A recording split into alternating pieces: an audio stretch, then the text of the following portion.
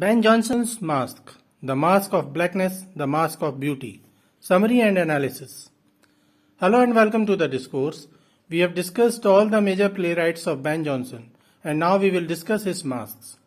This specific niche of entertainment was developed by the playwrights and authors of James First's era because of his particularly secluded nature.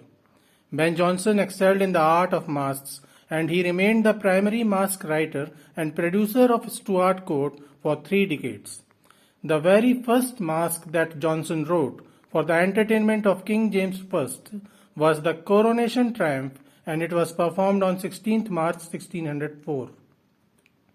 Jonson also tried with his playwright Cynthia's Revel, and it was performed in the court of Queen Elizabeth in 1601. However, it didn't gain much success.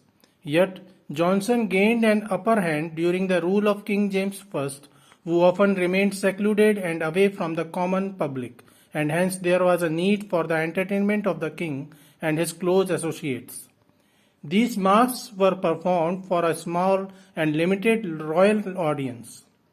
While Ben Jonson was involved in the infamous war of theatre against Thomas Dekker, he actually collaborated with Dekker in writing this mask, and Dekker wrote the second half of the mask while Jonson wrote the first. His other important mask was the Mask of Blackness. It was performed on 6th January 1605 for the entertainment of Queen Anne of Denmark, the consort of King James I. It was a mask produced as the entertainment for the festival of Twelfth Night after Christmas of 1604.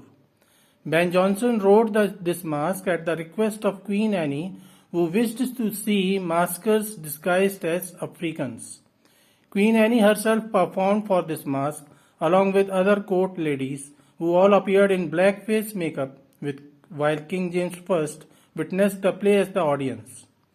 Jonson wrote a complete story for this mask, which was later divided into 2 parts, as it was impossible to play both the parts in one go at the same stage.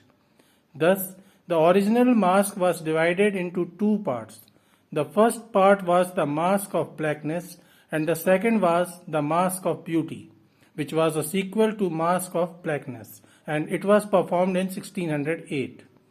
The Mask of Blackness was the first mask for which Ben Jonson collaborated with the architect and engineer Inigo Jones, who created a specific mobile stage for the play that was an innovation of his time.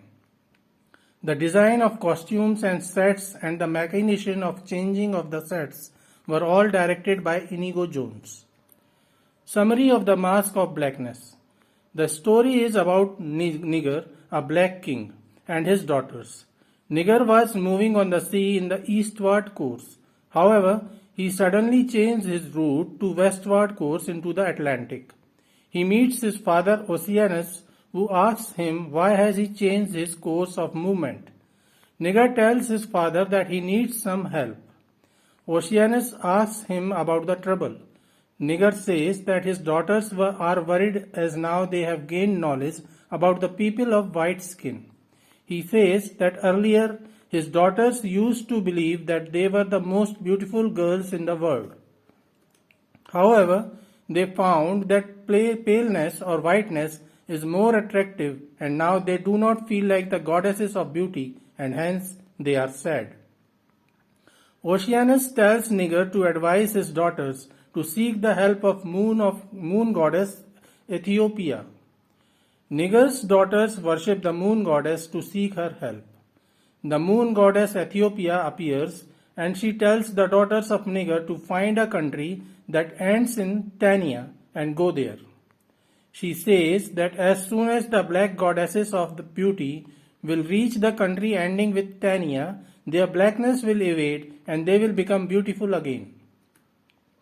The daughters desperately seek the country ending with Tania, and their father Nigar helps them as he continues to move westward.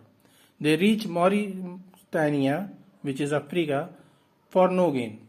They visit Lusitania, which is Portugal, but don't find the cure. They reach Aquitania, which is France, but again fail to get rid of their blackness.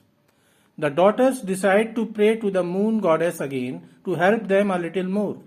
the moon goddess Ethiopia appears again and tells them to visit Britannia and seek the help of the king of Britannia, who is bright like the sun. The moon goddess says that the king of Britannia will bleach the black pigmentation of the daughters of Nigar away. The moon goddess Ethiopia says that the daughters should take bath in sea dew once every month, and after a year they should appear in front of the king at the same time. The next year, when they will face the king of Britannia, his brilliance will make them pale and beautiful again. The mask of blackness ends here. The Mask of Beauty was planned to be played the very next year on the 12th night of 1606, but it was delayed because of the marriage of Earl of Essex and Frances Howard, the Countess of Somerset, for which Ben Jonson produced the mask Hymeni or the Mask of Hymen. It was performed on 5th January 1606. The Mask of Beauty was performed on 10th January 1608, in which Queen Anne and her court ladies took part again, and King James I witnessed the play. The mask tells the story of how the daughters of Nigar reach Britannia after taking bath in the sea dew once every month for the whole year. As they reach to seek the blessings of King of Britannia, they are turned into white, pale-skinned girls as the brilliance of the king bleaches their dark pigmentation away and they become beautiful again.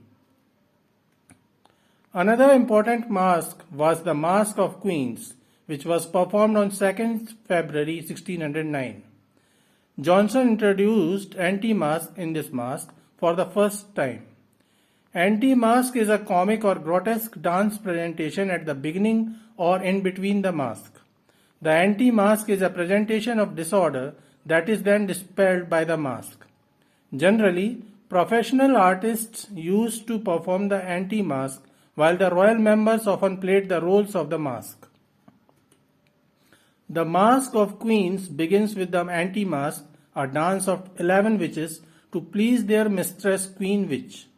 Then the 11 witches confess their outrageous crimes to Queen Witch. The Queen Witch appreciate their follies and they start dancing in disruption again. Soon the Queen of Virtues arrives with her 11 associate queens, all representing the House of Fame, and they remove the disruption caused by the witches. The Queen of Virtues is Belle Anna, whose role was played by Anne of Denmark, the queen wife of James I. Jonson wrote Oberon, the Fairy Prince, which was performed in 1611 and came out in print in 1616. The title role of Oberon was played by Prince Henry Frederick, eldest son of King James I and Queen Anne. All these masks were produced by Jonson and Inigo Jones in collaboration, as Inigo Jones designed the costumes and stage sets for the plays, and all these masks were very expensive.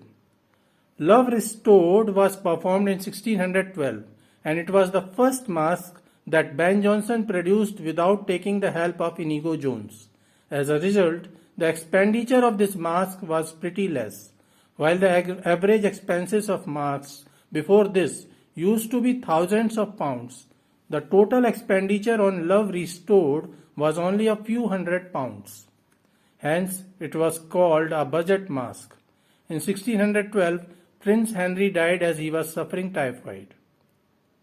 In 1618, Jonson wrote Pleasure Reconciled to Virtues, which was performed for the festival of Twelfth Night on 6th January 1618. Prince Charles played a role in this play. He later became King Charles I of Britain.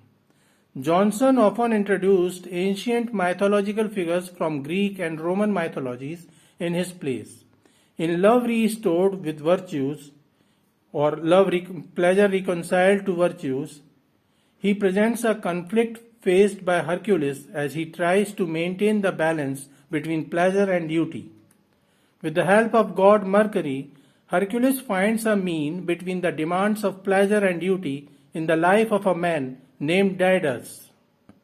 John Milton was impressed by this mask, and he took inspiration from Jonson's Pleasure Reconciled with Virtues for his own mask titled Comus, which was performed in 1634.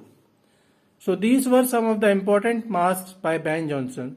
We will continue to discuss the literature of the Jacobean and Caroline era in the upcoming videos. Stay connected with the discourse. Before we say goodbye for today, let us remember the short story The Masque of Red Death by Edgar Allan Poe, and that may offer some idea about the reasons behind the Civil War of England that put an end to the Caroline era. Thanks and regards.